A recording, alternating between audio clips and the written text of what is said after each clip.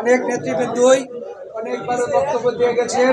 তার সাথে আমি একটু সুর মিলিয়ে বলতে চাই, বিশেষ করে আমার কুড়াগাছা ইউনিয়ন থেকে আপনারা যতটুকু লোক আশা না করতেছেন, আমি আমার কুড়াগাছা ইউনিয়ন সম্পর্কে প্রতিশ্রুতি দিতেছি আমার ইউনিয়ন থেকে টোটাল 1 সেপ্টেম্বরের প্রোগ্রাম সফল করতে সর্বোচ্চ লোক আসবে।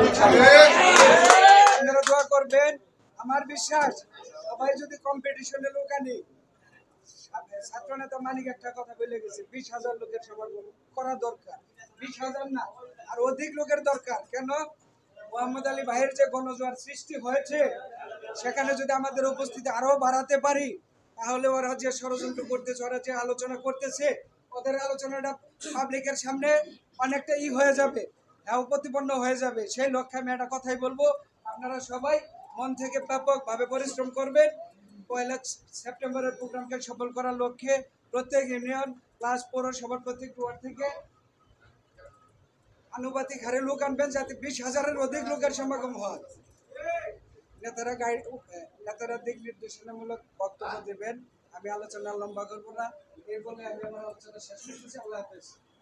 প্রেসিডেন্ট জিয়াউর রহমান হক, দেশমাতা খালেদা জিয়া জিন্দাবাদ, তারুণ্যের অহংকার তারেক রহমান জিন্দাবাদ, অ্যাডভোকেট মোহাম্মদ আলী জিন্দাবাদ। আসসালামু আলাইকুম।